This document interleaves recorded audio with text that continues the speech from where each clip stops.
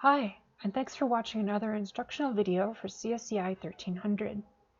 In this video, we will cover DeMorgans' law briefly and how it relates to conditional operations with ands and ors.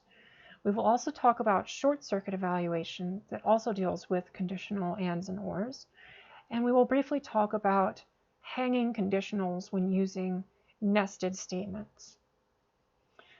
So the first thing we will cover is DeMorgans' law. DeMorgans' law basically says that if you have some expression that you are evaluating, say expression A and expression B, if you were to negate that expression, the entire expression, by putting a not operator in front of A and B, this would evaluate to the same thing as not A or not B. Likewise, if you had an A or B conditional check, and you negated that with the not operator in front of it, this would evaluate to the same as not A and not B. This is just something to keep in mind when building your conditional checks, because it might change the outcome of what you're evaluating. I'm going to jump into VS Code and I'm going to talk about short circuit evaluation now. Imagine that we have a value x which is set to 0, and a variable y which is set to 5. Down here we have an AND check, so our A part of the AND is x greater than 0, and our B part is y less than 10.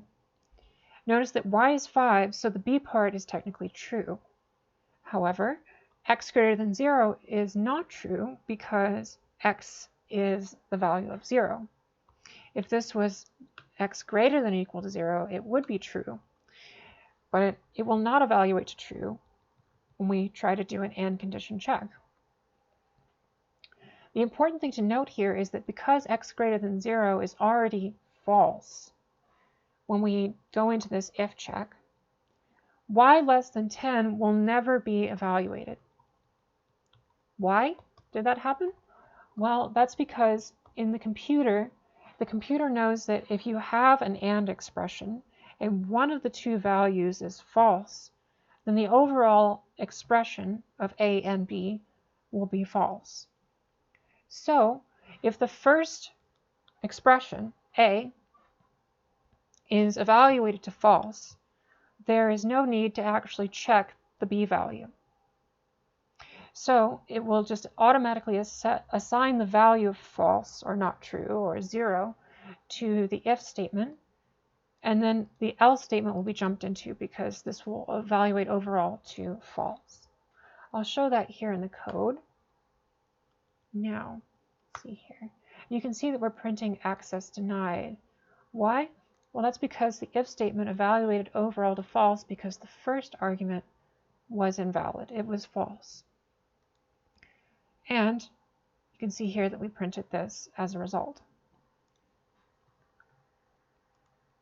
The next thing I'm going to talk about has to do with nested statements.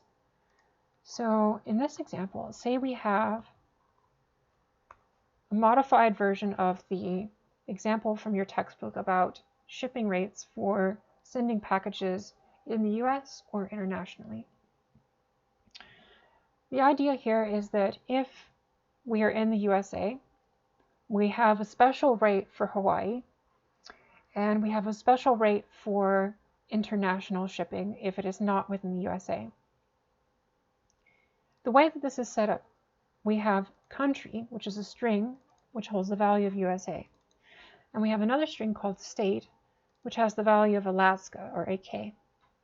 So if we go in here and kind of think about the logic here, the country will be true because it holds the value of USA. So this if statement will be overall true. We will then go into the if statement here, which all of this is within the if statement because it is indented.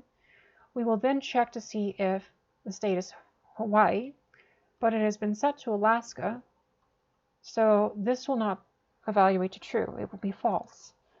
And because of that, the shipping charge here will be 20. And I'll show that here if we run the code. We can see here that the shipping charge got set to 20, but this is actually the international rate. Okay, so the problem here is that this was actually indented into our code. And this is why it's extremely important to make sure that your indentation is very well thought out. So I'm also going to go in here and I'm going to just go ahead and put this into brackets to make it look better and to make sure that everything that I do is going to be set up in the right kind of scope. So I want this to evaluate if the country is not the USA, then the shipping charge should be 20. Otherwise, we will have a standard shipping charge. And we can modify this here so that we can say else the shipping charge will be equal to 5 for anything within the USA not going to Hawaii. So let's evaluate this. If the state is Alaska, we should have a shipping charge of 5. So let's see what happens. We can see that we got 5 because we were not going to Hawaii. We're going to somewhere else in the USA.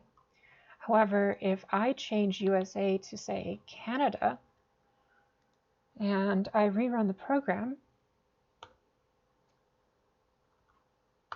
notice that the shipping charge got set to 20 because our top condition evaluated to false overall. So the interior statements do not get evaluated. And we go down here and we actually set the rate to what we need. So be very careful about your nested statements. Always use brackets and always make sure that your nesting is going to evaluate one after the other in the right correct order. That's all for now. Thanks and happy coding.